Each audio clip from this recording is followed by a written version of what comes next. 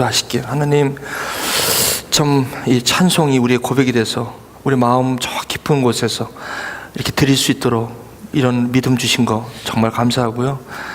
우리 고백한 대로 우리 주님 영광 받아 주옵소서. 이제 말씀을 나누고자 합니다. 두려운 마음으로 섰사오니 오직 주님의 마음만 대언하게 하여 주옵소서. 예수님의 이름으로 기도합니다. 아멘. 지난주에 이어 오늘은 아덴으로 여러분과 함께 전도여행에 한번 참여하시기를 바랍니다. 바울과 실라와 2차 전도여행의 그 팀들은 이제 베레아의 참 훈훈한 베레아의 경험을 뒤로 하고 여전히 데살로니가에서 전도했던 그 광폭한 사람들의 그 복음을 전하는 그 이유 하나로 핍박을 하는 그 핍박을 피해서 밤에 이제 내려간 곳이 이제 아덴입니다. 처음에 저기 안디옥에서 시작했던 2차 전도여행은 어느덧 갈라디아 지역을 거쳐서 저쪽 카스피의 흑해 지역에 비두니아 본도 지역을 거쳐서 드로아에 이르렀을 때 갑작스럽게 환상 가운데 마게도냐로 오라는 그런 주문 앞에 이 바울과 실라는 과감하게 에게를 건너서 갔던 곳이 바로 이제 우리가 아시는 그 빌립보 교회였습니다. 그곳은 교회가 아니라 빌립보의 교회가 세워지게 됐고, 그곳에서 지나 데살로니가로 왔는데, 이 데살로니가는 3주간 말씀을 전하는 경험을 합니다. 그러나 그 3주 동안 유대인의 그 참 핍박으로 인해서 이제 급히 온 곳이 이 베레아입니다. 이 베레아는 사람들이 아주 신사 같고 말씀을 전할 때 이것이 하나님의 말씀인가 하며 말씀을 잘 받음으로 많은 사람이 구원을 받고 귀한 경건한 사람들이 구원을 받는 아름다운 훈훈한 기억이 우리 바울과 실라 2차 전도팀에게 아주 귀한 경험이었습니다. 그러나 뜻하지 않은 데살로니가 여기서 있었던 그런 광폭한 유대인들의 그 핍박은 이내 베레아까지도 오게 되므로 그것도 밤에 급히 바다를 경로를 향해서 내려온 곳이 오늘 저와 말씀을 봉독하신 이 아덴이라는 곳입니다. 이 아덴은 여러분도 잘 아시겠습니다만 철학의 도시입니다.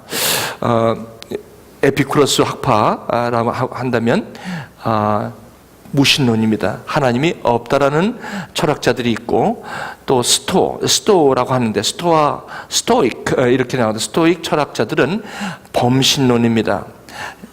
하나님이 유일하지 않고 여러 가지 하나님이 많다고 하는 학파입니다. 그러니까 하나님이 있다, 하나님이 많다 하는 그 신관에 대해서 여러 가지 학설로 가득 차 있는 곳이 아덴입니다. 많은 사람들이 인기를 끌을 수 있는 곳이 바로 이 아덴입니다.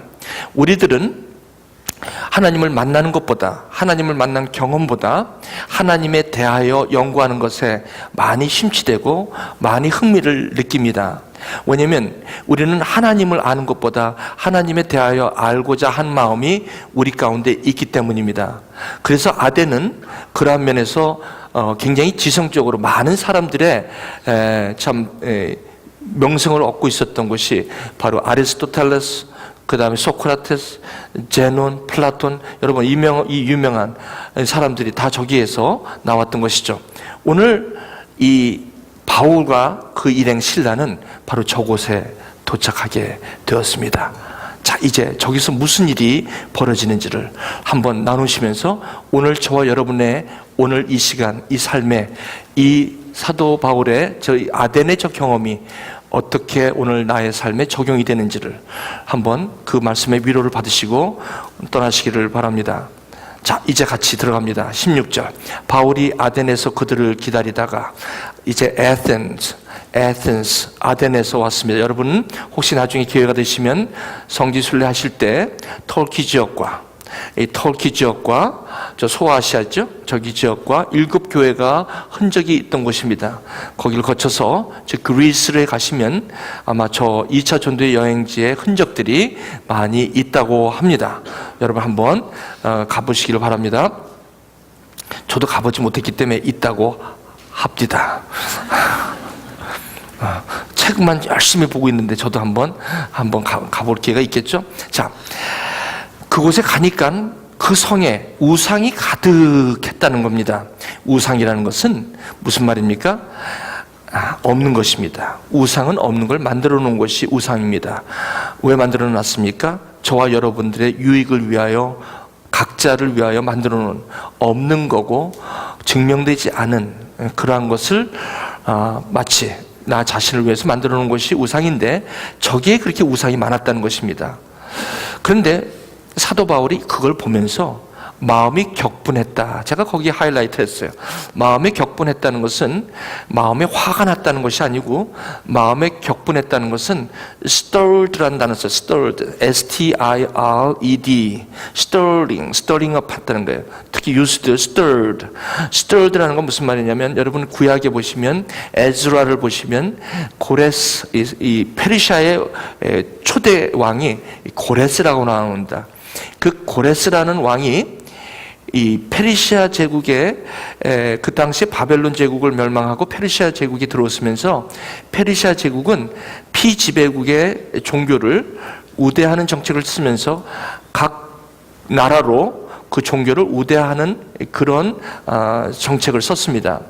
그러나 성경은 그렇게 표현하지 않고, 에레미야가 이미 예언한 대로 고레스의 마음을 감동시켰다는 말이 나옵니다. 여기는 격분이라는 단어가 나왔는데 감동했다라는 말이 나오는데, 그 stirred라는 단어가 그때 쓴 감동이라는 단어랑 똑같은 단어입니다.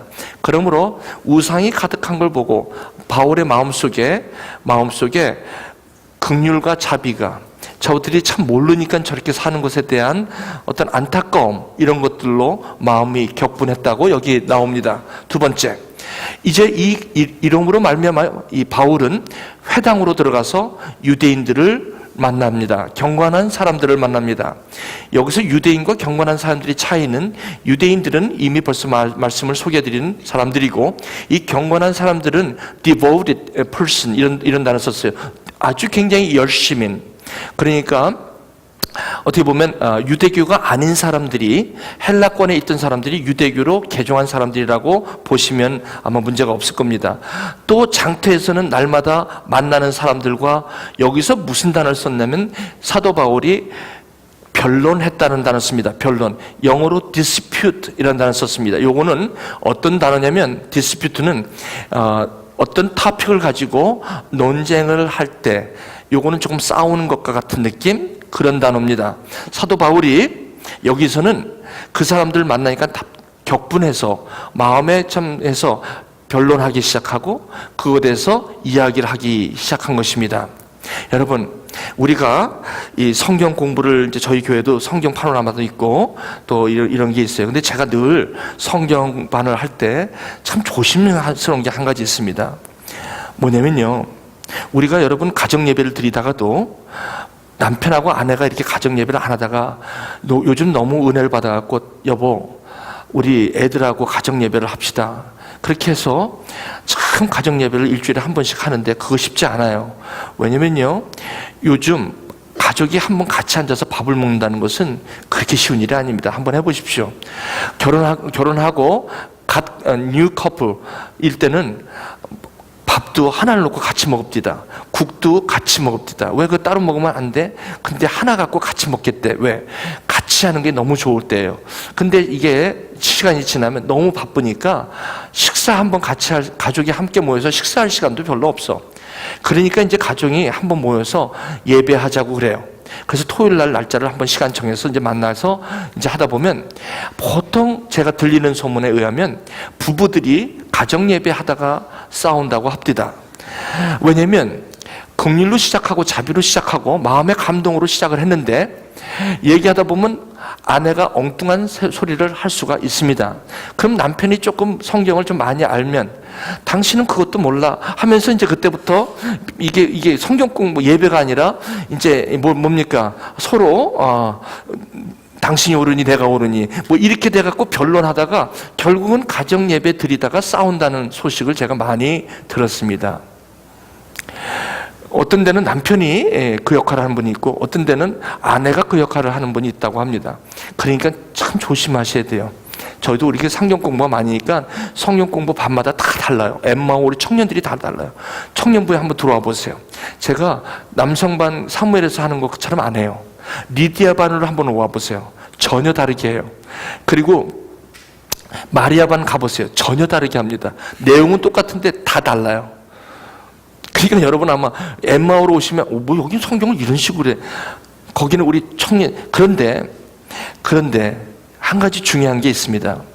여기서 하나님의 말씀을 가지고 여러 가지 형태로 딜리버리 하는 것은 문제가 되질 않아요. 다만 문제는 뭐냐면 이제 이것을 갖다가 내가 설득시키고 싶은 마음이 든다는 거예요.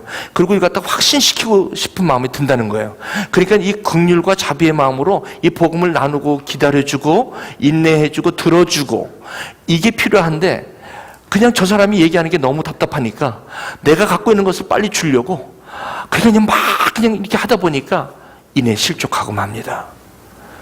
그러다 보니까 여기는 나는 이거 배우려고 왔는데 나는 좀 은혜를 받으려고 왔는데 너는 계속 못한다고 지적하는 것 같고 내가 지금 바깥에서도 힘들어 죽겠는데 내가 여기까지 와서 이렇게 내가 지적받아 갖고 되겠어요? 그러니까 당신 그래서 젊은이들이 교회를 떠나는 겁니다. 왜냐하면 여기 교회 이 말씀이 나의 삶에 뭐 어떻게 연결이 되는지를 얘기를 해줘야지. 맨날 예수 십자가는 얘기하는데 오늘 그래서 so what? 내가 오늘 이것 때문에 힘들어하는데 예수 그리스도의 십자가가 와. 내가 지금 힘들어하는 것과 무슨 연관이 있어야 될 거 아니야. 이건 없고 계속해서 예수 십자가만 믿으라는 거야. 그러니 짜증이 나니까 교회 나오겠습니까? 딴 데 가지? 나 같아도 벌써 가버리지. 그거죠. 사도 바울이 딱 가니까 뭐예요? 띠알라지 신학하는 사람들이 너무 많은 거야. 쉽게 말하면 신학이에요. 신앙이 아니라 신학이야. 보니까 이 사도 바울도 이 논리적으로 얘기하면 이 사람 따라갈 사람이 없잖아요. 가마리엘의 수제 정도면요 율법에 대해서 확실하게 알고 있고 공부를 많이 한 사람이라서 굉장히 아는 걸 많이 아는데 여기 가니까 저 사람들이 있는 거예요. 저 사람들하고 그래서 잘 됐죠. 에피쿠로스의 수도와 철학자 아까 말씀드렸죠. 바울과 쟁론하는 거예요. 그래 당신이 갖고 있는 신관이 뭐야? 내가 갖고 있는 하나님 막 하고 그걸 막 말로 많이 하는 거예요. 그랬더니 이 말쟁이가 그 사람들이 사도 바울에게 얼마나 말을 잘하는지 여기에 이 말쟁이라고 했어요. 여기 영어를 보니까 베블러라는 것은 바벨탑이 뭐예요? 베이블이라는 단어 썼죠. 베블 무슨 말이에요? 이 언어를 혼잡게 하다 할 때 바벨이라는 말이 베블에서 나오는데 여기서 킹제임스 버전 저는 여러분 오해하지 마십시오. NSAB, NIV 다 씁니다. 킹제임스 세 가지 트랜슬레이션 씁니다. 여기 베블러라는 단어 썼어요. 이것은 무슨 말이냐면 이것은 말쟁이 어떤 의미가 없고 그냥 말을 위한 말을 한다는 사람. 그래서 이렇게 말쟁이라고 했어요. 이렇게 된 거예요. 사도 바울이 여기서 아주 힘들어집니다. 자, 19절에 그러니까 이 사람들이 더 인기야. 아니 데살로니가와 빌립보에서는 그 복음을 전한다고 그렇게 핍박을 받았는데 여기서는 핍박이 없어. 뭐라고 그래요? 웰컴. 어서 오십시오.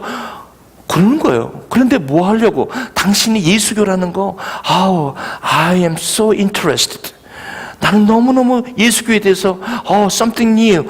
우리에게는 새로운 것이에요. 우리는 많거든요. 이런 신, 저런 신. 3만 신이 있거든요. 30,000 gods 있어요. This is a good addition. 이것은 또 다른 좋은 신이네요. 이렇게 얘기하는 거예요. 그러니까 사도 바울이 아니 도대체 저게 전부 다 우상인데 내가 이거 부활의 예수의 아버지 이 하나님 유일하신 참 하나님을 예수로 말미암아 전해야 되는데 저 사람들이 이걸 받아들이는 게 아니라 학문적으로 받아들이는 거예요.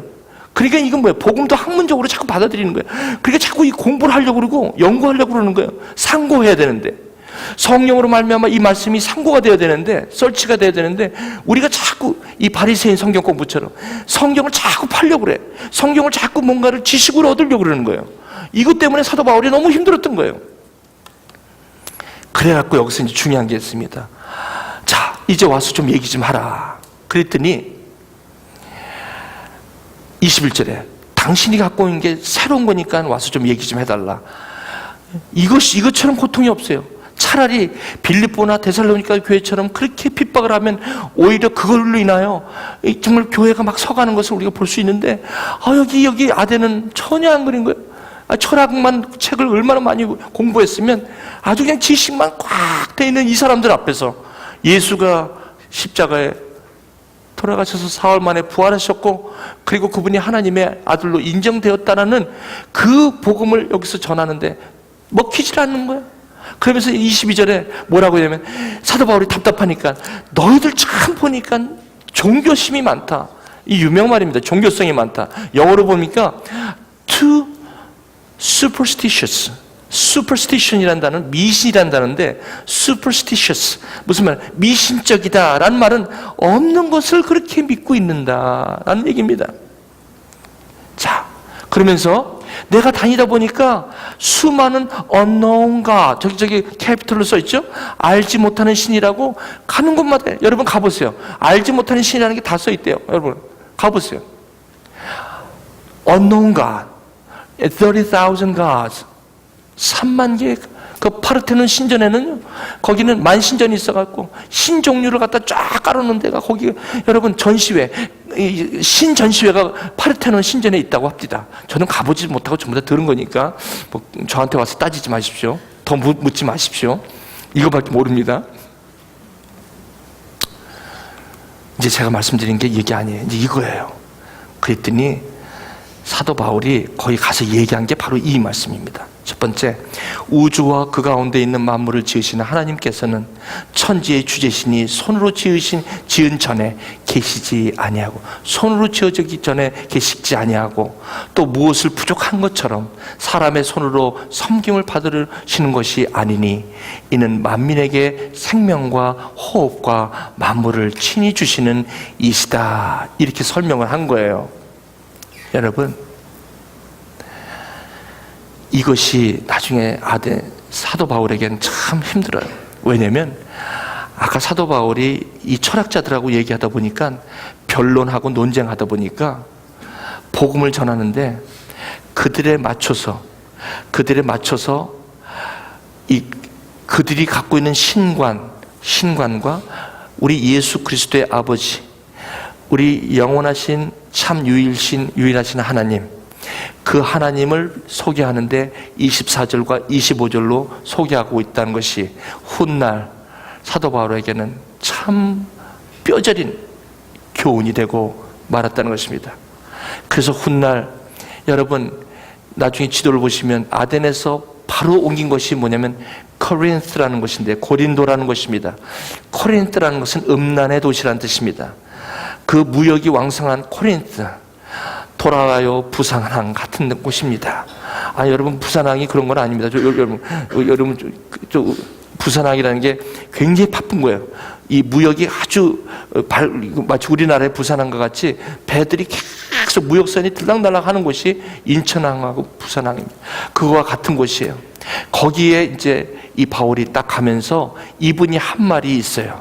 그 말이 무슨 말이냐면 이거예요. 그리스도께서 나를 보내심은 침례 세례를 베풀려 하심이 아니요 오직 복음을 전하게 하려 하심이라.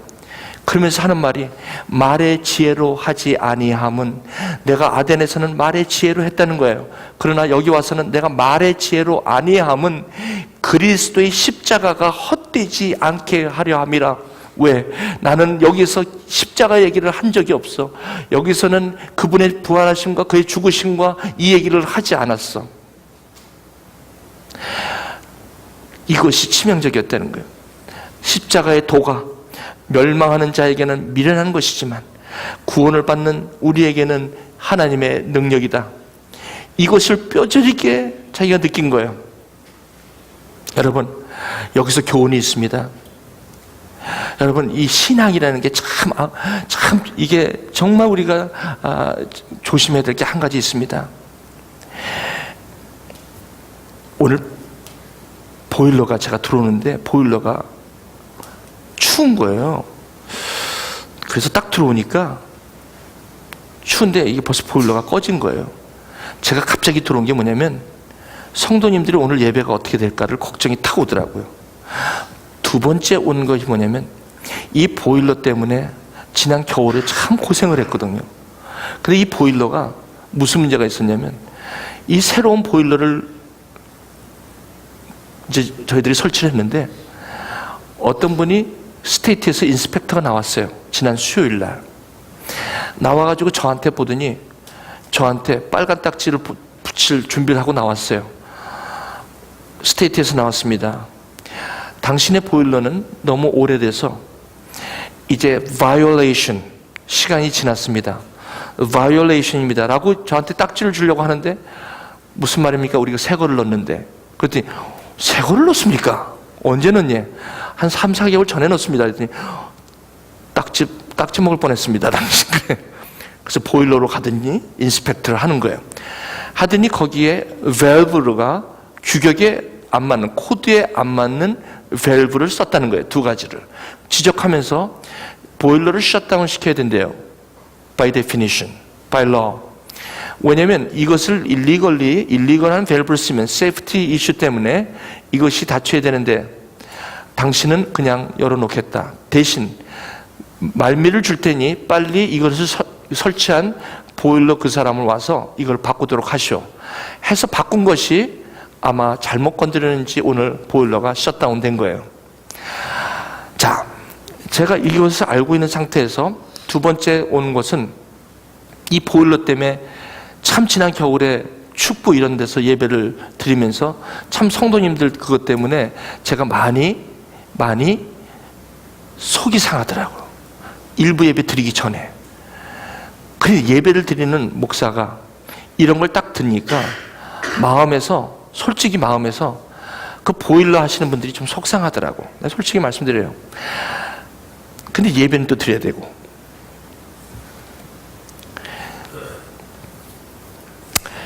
그리고 이제 제가 5분 뒤에 이제 그 보일러 거기다 전화하고 여기 올라오는 와중에 생각을 한 거예요. 생각을. 이제 저는 실제를 여러분에게 말씀을 드립니다. 어떤 상황 속에 이렇게 접할 때 당황스럽고 두렵고 걱정되고 좌절되고 낭망이 되는 것은 아주 자연스러운 일이죠. 근데 이내 제 생각이 이제 하나님의 참 말씀이라는 게 이렇게 참 소중하구나 하는 것을 느꼈습니다. 오늘 이 말씀을 준비하고 제가 쓰는데 하나님께서 깨달음을 주셨어요. 뭘 주셨냐면 이 지도를 생각나게 하셨어요. 저한테 박 목사요. 1차 전도여행을 어떻게 해서 시작했니? 안디옥에서 여기서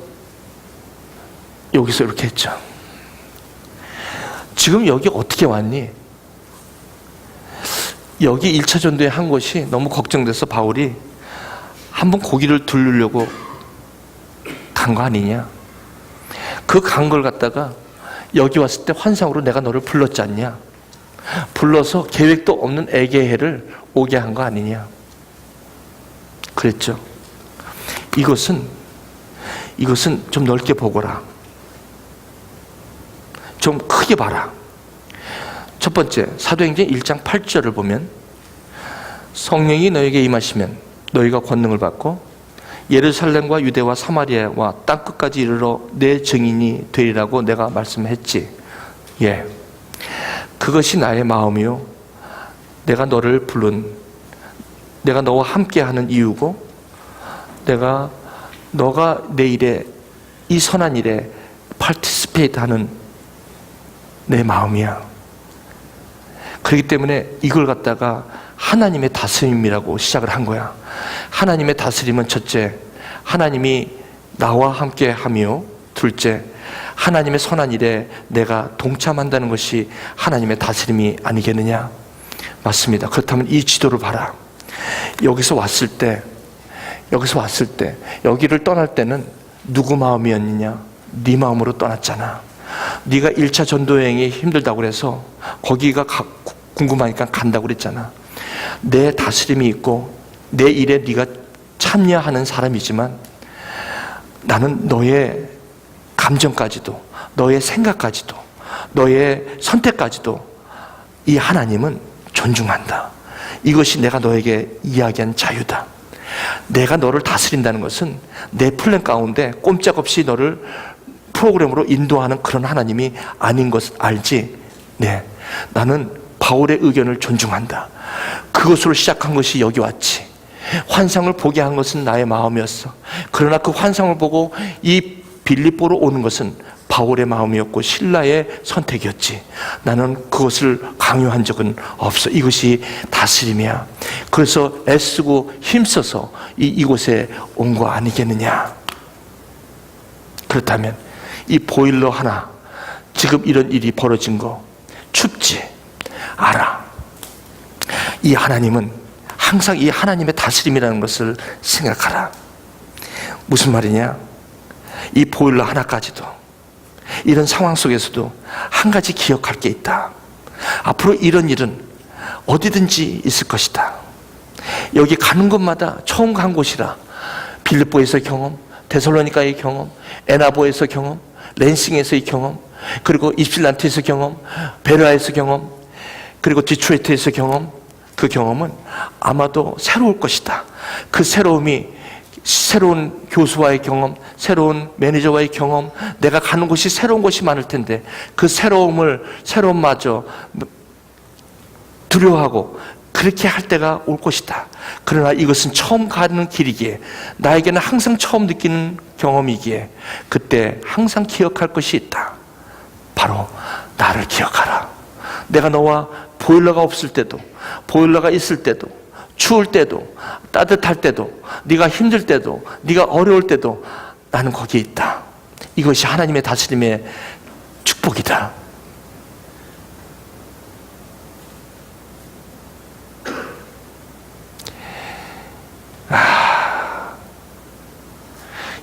이부 예배에 보일러가 들어올 줄 누가 알았어?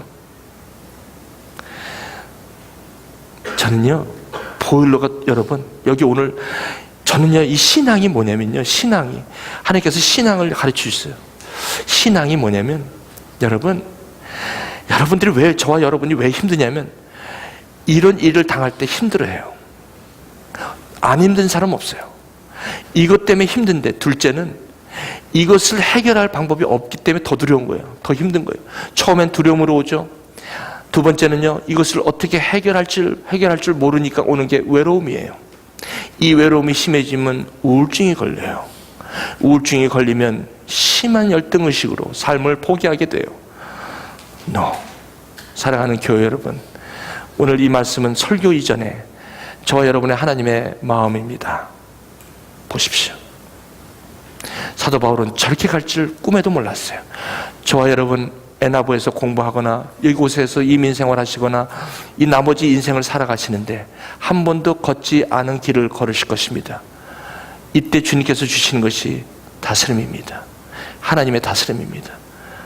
사랑하는 교회 여러분, 저는 오늘도 이 말씀 가운데 또 확신을 갖게 되는 이유가 바로 주님의 이 다스림의 축복인 줄 믿습니다. 오늘 여기에 사도 바울은 이렇게 넘어지고 맙니다. 아무리 대사도 바울이라 하더라도 처음 만나는 아덴은 바울에게는 새로운 사람들이었습니다. 새로운 사람들 가운데 저렇게 살짝 약해질 수도 있어요. 이걸 가지고 바울이 뭐라고 얘기하냐면, 내가 참 저들을 섬기려고, 저들을 내가 어떻게 해보려고 하나님의 다스림을 잊어버리고 하나님이 나와 함께 하시고 그 선한 일에 내가 동참한다는 그 철저한 하나님의 축복을 내가 잊어버리고 내가 저들을 설득시키려고 했다 보니까 거기서 너무너무 많은 고통이, 오히려 이 핍박보다도 더 어려운 고통이 나에게 왔다. 이어서 하는 말이 이렇게 얘기해. 형제들아, 그러므로 내가 당신들한테 고백합니다. 형제들아, 내가 너에게 나아가 하나님의 증거를 전할 때, 여기서 너에게는 누굽니까? 고린도입니다. 너에게 나갈 때 이 아덴의 아픔이 있다. 이 아덴의 이 경험이 있다. 그러면서 이 말의 지혜와 아름다운 것으로 하지 아니하였다. 내가 너희 중에 나갈 때는 예수 그리스도와 십자가에 못 박힌 것 외에는 다른 얘기 안 하겠다. 이렇게 24절, 25절 저런 얘기 안 하겠다. 24절, 25절 틀린 건 아니지만 저것은 그리스도와 철학자들에게 맞는 맞는 나의 어떤 그런 그것이 하나님의 복음의 진리는 변할 수가 없다. 이걸 처절하게 깨닫습니다. 여기서 뭐라고 하냐면 이렇게 얘기해요. My speech and my preaching was not with the enticing words of man's wisdom, but in demonstration of the Holy Spirit and the power. 내 말과 내 전도함이 내 설득이 있는 지혜의 말로 하지 아니하고 하나님의 다만 능력에 있게 하여 이것이 사람의 지혜에 있지 아니하고 하나님의 능력에 있게 하기 위해서는 이제는 내 말과 내 전도함이 나의 설득력 있는 것으로 안 하겠다. 처절하게 깨닫습니다. 사랑하는 교회 여러분, 이건 저와 여러분에게 오늘 살아가는 저와 여러분에게 아주 중요한 교훈이 될 수밖에 없다는 것입니다. 다윗도 아덴의 교훈이 있습니다. 다윗은 아덴에 없었습니다. 그러나 다윗이 아덴과 같은 바울이 경험했던 아덴의 교훈이 있습니다. 이것이 무엇입니까? 다윗이 너무 이 마음이 격동했어요. 이제 다윗성도 짓고 자기가 그 조그마한 성막 가운데 초라하게 있는 그 언약궤를 그 법궤를 그것을 이제 좋은 대로 이제 모시고 오려고 어떻게 보면 그 잊어버린 어떻게 보면 오벳 에돔 집에 어떻게 보면 이 기앗 여아림이라는 어떻게 보면 홈리아 비느하스 잘 아시죠? 이 엘리 제사장의 아들들이 블레셋과 싸우다가 그 법궤를 가져가서 뺏겨버리고만 그 법궤를 찾아오는 일인데 너무 막 가슴이 뛰는 거예요. 다윗이 하나님 열심히 해요. 하나님의 마음이 아주 열심히 해요. 아까 바울처럼 하나님의 마음이 아주 말씀으로 충만해 있는 건 맞아요. 그래서 막 stirred 마음에 막 그냥 감동이 있고 그럴 때예요. 그래서 빨리 그 법궤를 데리고 오라고 모시고 오라 데리고 오라가 아니라 모시고 오라 해갖고 누구를 보냅니까? 우사를 보냅니다. 근데 거기서 보낼 때 이 수레를 갖고 갑니다. 마차. 그게 아닙니다. 레위인들이 가가지고 내 모퉁이에 고리가 있어서 긴 짝대기를 걸고 4명이 메고 오게 되어 있는 것이 하나님의 규례입니다. 근데 너무 익사이팅한 거예요. 너무 이것이 그냥 어떻게 보면 너무 익사이팅하다는 게 무슨 말이냐면요. 너무 흥분되는 게 무슨 말이냐면 자칫 하나님 앞보다 먼저 갈 수가 있다는 것이 참 여기 교훈입니다. 예수 믿는 거 열심히 믿는 것도 좋아요. 참 열심히 믿는 거 좋은데 항상 여기서 교훈은 내가 하나님의 다스림 안에 있어야 된다는 것이 참 놀라운 교훈입니다. 이 바울도 그랬고요. 다윗도 바로 저기에서 문제가 되는 거예요. 그래갖고 우사가 그 소가 휘청거리니까 그 수레가 휘청거리니까 법궤가 확 쓰러지니까 우사가 그걸 확 잡다가 그냥 그 자리에서 죽고 말아요. 다윗이 얼마나 속이 상했냐면 이걸 보면서 하나님 어째 이렇게 할 수 있느냐고 난리를 치는 거예요. 3개월 동안 하나님고 뭐고 완전 삐져버렸어요. 다윗이 3개월 동안. 그리고 괴고 뭐고 내버려둬. 오벳 에돔 집에 있는데 그 집이 복을 받았더라라는 얘기가 나와요. 나중에 곰곰이 다윗이 생각하는 거예요. 바로 바울이 아덴에서 고린도로 갔을 때 저 깨달음, 처절한 깨달음을 고민하는 거예요. 나한테 이런 일이 왜 벌어졌지? 근데 하나님께서 이것을 깨닫게 하세요. 레위 사람 외에는 하나님의 궤를 맬 수 없나니 이는 여호와께서 그들을 택하사 여호와의 궤를 메고 영원히 그를 섬기게 하셨음이라 하고 전에는 너희가 매지 아니하였으므로 우리 하나님 여호와께서 우리를 찢으셨으니 이는 우리가 규례대로 그에게 구하지 아니하였습니다.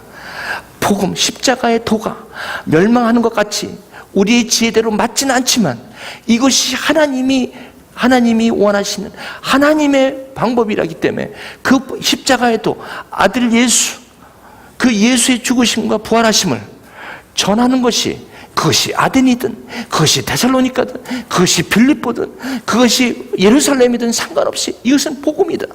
복음은 하나님께서 그 아들에 관하여 선지자들로 말미암아 성경에 미리 말씀하신 것, 약속하신 것이니 그 아들로 말할 것 같으면 육신으로는 다윗의 혈통에서 나고 성결의 영으로는 죽은 자 가운데서 다시 살아나시사 하나님의 아들로 인정되었으니 곧 예수 그리스도시니라. 이것이 복음이다. 이 복음은 우사가 수레를 갖고 할 문제가 아니다. 이것은 누구나 아무나 들을 것이 아니다. 이 복음은 아덴 철학자에게도 이 복음이 필요하고 어린아이에게도 이 복음이 필요하고 저기 누워서 딴 생각하고 있는 우리 어린아이들에게도 필요하고 저기 앉아있는 아픈 사람에게도 필요하고 누구에게도 다 필요한 것이다. 이것은 사람에 따라서 하는 것이 아니다. 상황에 따라서 하는 것이 아니다. 이걸 깨닫게 된 거예요. 말씀을 맺겠습니다. 예수님이 말씀하시는 제자들에게 이 아데네 교훈을 말씀하신 것이 있어요. 이게 오늘 주일학교하고 얘기한 것입니다. 이게 무슨 말입니까? 지금 배가 들어오는데, 물이 들어오는데, 폭풍이 일어났는데 제자들은 혼비백산해서 있는데 예수님께서는 주무시고 있는 거예요. 여기서 뭐라고 해요? 예수님, 왜 우리 죽는 꼴을 보시겠습니까? 그랬더니 예수님께서 풍랑을 잠잠케 하신 후에 제자들에게 40절, 이에 제자들에게 이르시되 어찌하여 이렇게 무서워하느냐?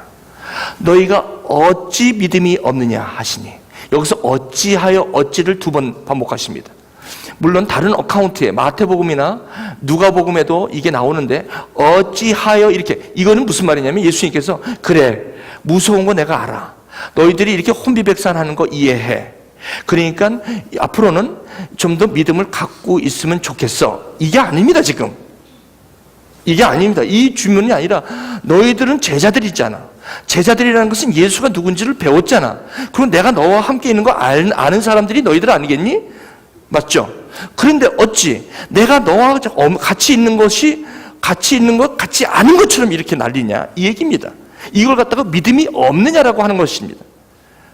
저희는 예수를 믿습니다. 주일날 와서 이렇게 예수를 믿어요. 안 믿는 게 아니라고요. 다 믿는데 왜 내가 여기 너희와 함께 있는 것을 믿지를 않느냐는 거예요.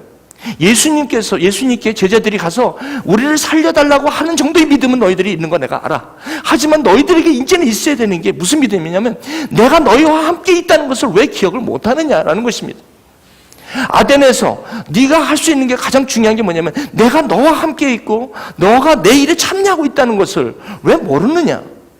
다윗아, 우사를 통해서 나를 섬기는 것도 좋은데 나 섬기는 게 너무 익숙해지면 안 된다. 너 식대로 하면 안 된다.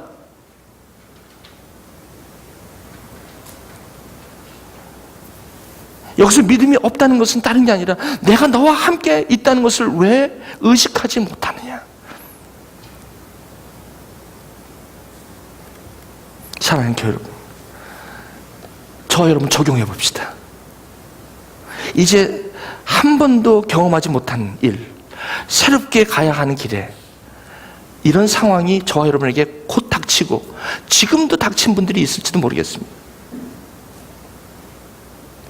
여러분, 제가 지금까지 저에게 1차 전도여행이 저의 라이프에 1차 전도여행이 있었어요.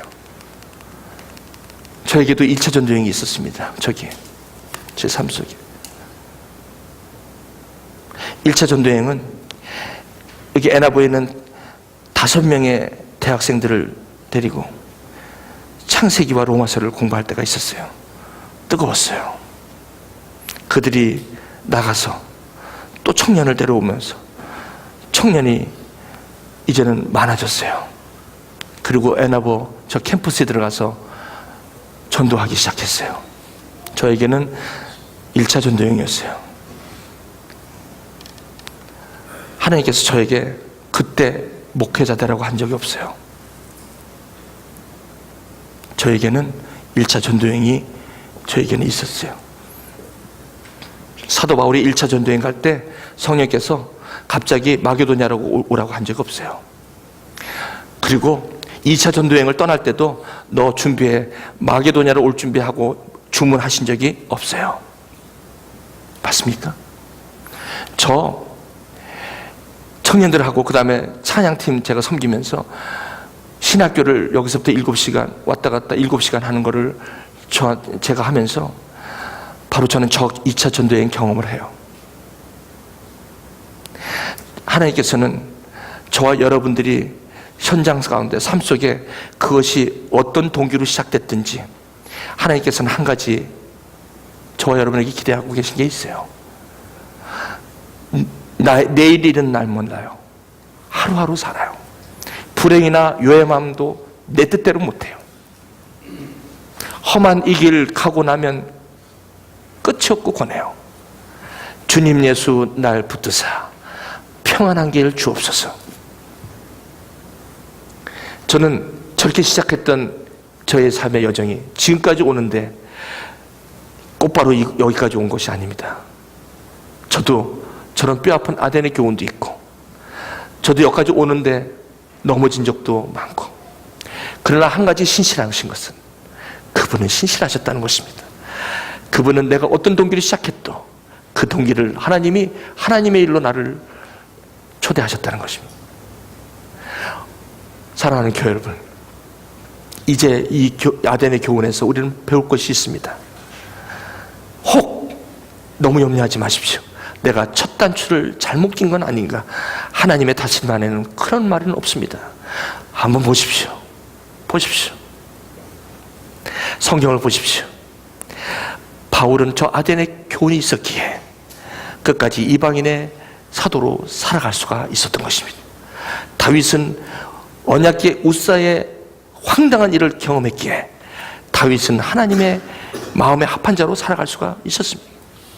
제자들은 저 배에서 있었던 저 교훈 때문에 그 핍박 가운데서도 십자가를 거꾸로 매달리는 한이 있어도 초대교회의 초석을 이루는 그 일을 할 수 있었던 것은 바로 이 아덴의 교훈 때문에 그렇습니다. 사랑하는 교회 여러분, 이제 저는 여러분을 인커리지 하지 않습니다. 여러분이 과거에 가졌던 아픔이나 지금 겪고 있는 어려움이나 그리고 여러분 그것 때문에 고통스러운 것이 있다면 그것은 진정한 저와 여러분에게 하나님의 다스림 안에 있음을 이야기해 주시고 저것을 통해서 하나님의 이끄심 앞에 저와 여러분이 지금 가고 있다는 증거입니다. 이것이 여러분을 위한 인커리지먼트 격려가 아닌 이유는 성경의 말씀이라는 것입니다. 이것이 성경의 말씀이 아니면 격려가 될 건데 격려와 칭찬은 오래가지 않습니다. 이것은 하나님의 다스림의 실제요 축복입니다. 그러므로 여러분 한번 돌아보십시오. 지금까지 여러분 이 애길까지 여기까지 왔을 때 여기를 한번 돌아보십시오. 이 여정을 한번 보십시오. 하나님께서는 그렇게 상한 갈 때 꺾지 아니하시고 꺼져가는 등불을 꺼가면서 여기까지 인도하셨습니까? 아니요. 우리가 작은 곳에서 실패하고 그 엉뚱한 동기로 시작했던 저와 여러분들을 하나님께서 그것마저 품으시고 하나님의 일에 동참하게 하시며 우리의 저와 여러분의 자유를 통하여 하나님을 일에 동참하게끔 하시는 일에 하나님을 인내하시고 하나님의 일을 묵묵히 진행하시는 그 신실하신 하나님의 다스림의 축복은 오늘 저와 여러분에게 주시는 의미는 너무나도 큽니다. 사랑하는 교회 여러분, 전 주님 앞에 박수를 칩니다. 주님은 신실하신 분입니다. 신실하신 분입니다. 내가 잘해서가 아니라 내가 못할 때도, 내가 외로울 때도 나는 너와 함께 있고 난 내가 너와 함께 있음을 끝까지 알아주기를 기다리시고 그것이 잘못된 동기를 할지라도 이러한 교훈을 통해서 이 성경의 이 교훈을 통해서 저와 여러분의 삶에 안위와 소망을 얻게 하시는 그 하나님이 오늘 사도행전에서 저와 여러분에게 주시는 저 신실하신 하나님이시라는 것입니다. 힘드십니까? 잘못 왔다고 여러분 후회하십니까? 아니요. 여러분 나중에 얘기하실 거예요. 이 길이 있었기에 내가 여기까지 올 수 있었다고 고백하실 수가 있을 것입니다. 이 길이 있기에 내가 왜 여기 있는지를 알게 되는 놀라운 하나님의 축복입니다. 그러면 여러분 혹시나 여러분의 계획대로 안 됐다고 해서 지금 여러분의 계획대로 안 된다고 해서 여러분 포기하지 마십시오. 그것은 하나님의 축복에 대한 모독일 수가 있습니다. 저는 그 하나님을 찬양합니다. 그 하나님을 높입니다. 그 하나님을 사랑합니다. 얼마나 좋은 하나님. 그래서 앞으로 저는 이제 저런 교훈을 두려워하지 않습니다. 왜? 저 신실하신 하나님이 함께 있으니까. 그래서 안 돼도 좋아. 오늘 보일러의 사건은 저에게 참 주는 교훈이 많았어. 뭐 그거 갖고 그래. 여러분, 오늘 혹시 여러분 그 마음 가운데 특별히 이번에 졸업하고 여기를 떠나려고 하는 분들, 특히 여러분 여기 이민 생활에서 여러분 자녀와 여러 관계 가운데 어려움이 있는 분들, 오늘 이 교훈을 사가십시오. 이 포도주와 젖을 사가십시오. 값없이 와서 이 포도주를 사가십시오. 주님께서 이 교훈을 통해 저와 여러분들을 다시 일어나시길 원합니다. 기도하시겠습니다. 조용히 이 말씀을 한번 기억하시기 바랍니다. 여러분의 삶의 지도를 펼쳐보십시오. 여기까지 오신 세월들을 보십시오. 그 안에서 주님의 신실하심을 보십시오.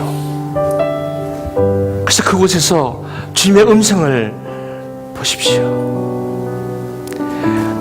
이제 어디를 건들 수가 있겠습니까?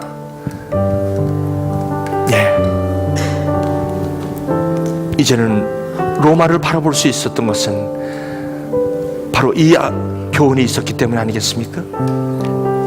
담대하라, 두려워 말라, 담대하라, 내가 세상을 이겨노라. 이 음성을 여러분 들으시면서 오늘 이 시간 한 1분간만 하나님, 내가 너무 힘들었지만 오늘 말씀으로 위로받았습니다. 정말 아버지 하나님, 맞습니다. 하나님의 이 다스림의 축복의 비밀이 무엇인지를 다시 알았습니다. 지금 내가 가는 일이 힘들고 고난이라도 주님, 나는 당신의 신실하심을 믿습니다.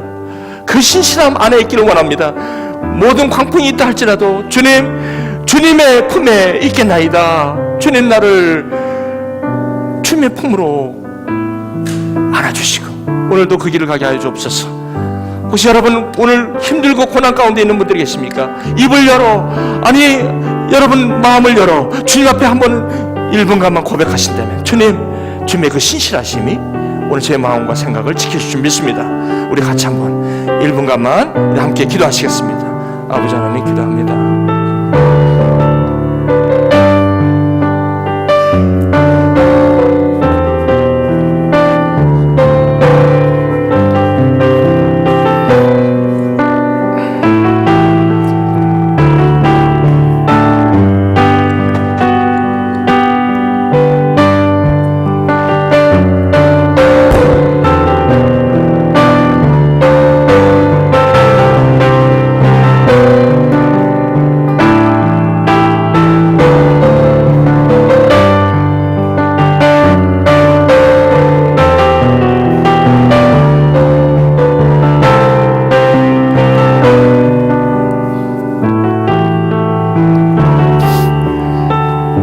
아버지 사랑 내가 노래해.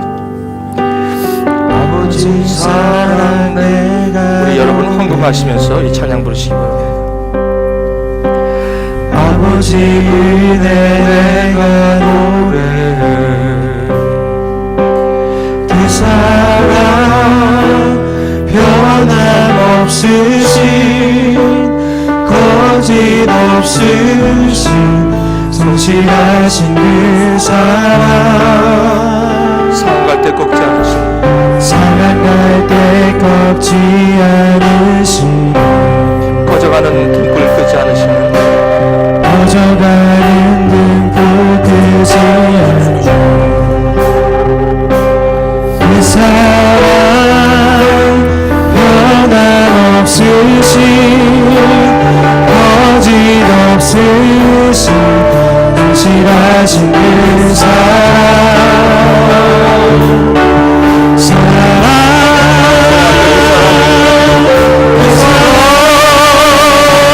널 위해 죽으신, 널 위해 다시 사신 예수 그리스도 다시 오실 그 사랑.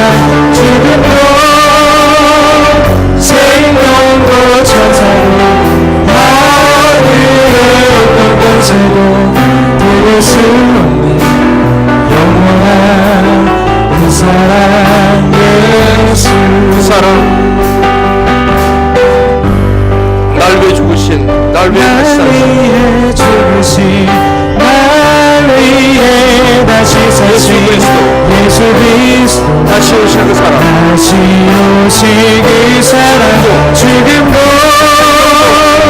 생명도 천사도 하늘의 어떤 권세도 끊을 수 영원한 영원한 그 사랑, 그 사랑 한번만 다시.